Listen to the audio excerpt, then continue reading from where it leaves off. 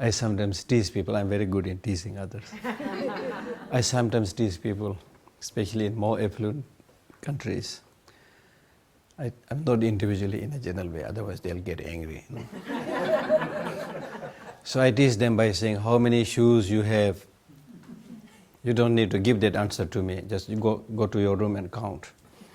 How many shoes you have? Some people might say 20. How many legs you have?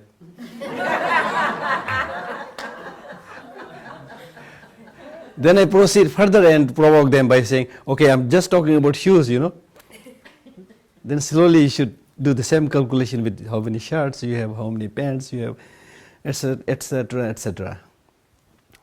You will be shocked, you will be surprised. How many things, necessary or not necessary, you have accumulated over the years. Because of unchecked either greed or innocence, I don't know what to say.